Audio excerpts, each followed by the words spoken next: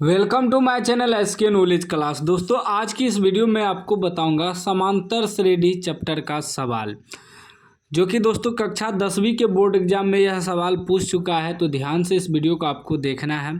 Channel पे नए हैं तो चैनल को सब्सक्राइब कर लीजिएगा और घंटी को दबा गोल कर लीजिएगा।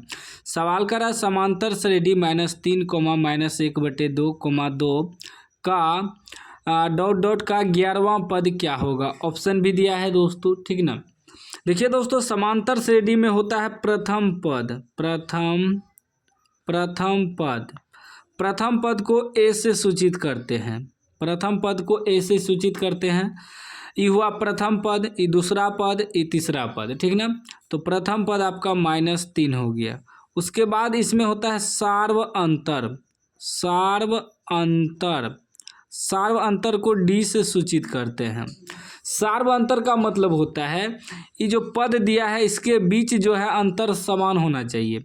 -3 से -1/2 के बीच, फिर -1/2 से 2 के बीच, ठीक ना। अंतर समान होना चाहिए।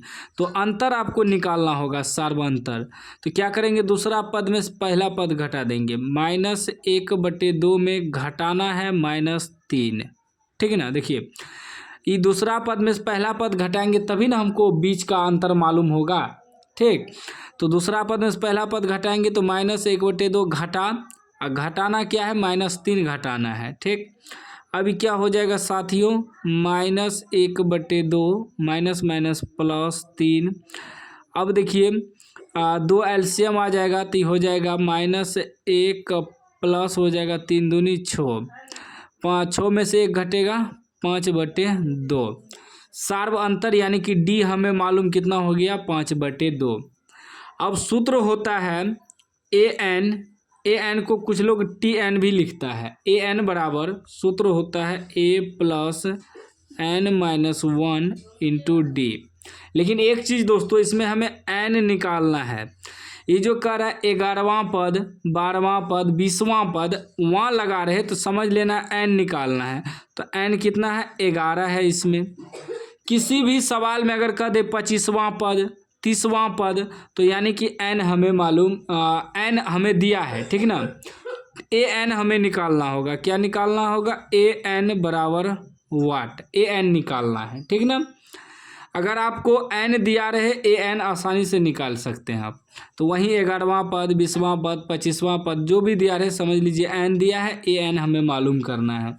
AN को TN भी लिखते हैं। अब क्या हो जाएगा, ए हमें कितना मालूम है, -3 प्लस n-1, n कितना है 11 है, -1 इंटू डी कितना है 5/2, ठीक ना।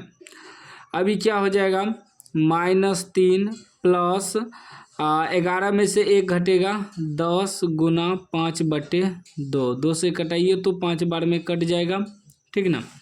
अभी क्या हो जाएगा, -3 प्लस 25 गुना होगा ना, गुना में है तो 25 में से 3 घटेगा, कितना बचेगा, 22 बचेगा। देखिए 25 प्लस में है, 3 माइनस में, 25 में से 3 घटेगा 22 आपका आंसर हो गया, जो कि ऑप्शन बी में है। बी आपका राइट आंसर हो गया, ठीक है ना। इस तरह का सवाल को आपको इसी प्रकार बनाना है। इसी में कह दे 25वां पद निकालना है। जो भी आपको जो है AP कुछ भी दिया रहे, खाली ध्यान देना है कि निकालना क्या है, 25वां पद, 20वां पद, 10वां पद। तो n बराबर लिख के यानी कि AN हम मालूम कर लेना। आपको इस सूत्र नोट कर लीजिएगा, इसी सूत्र से बनता है सवाल।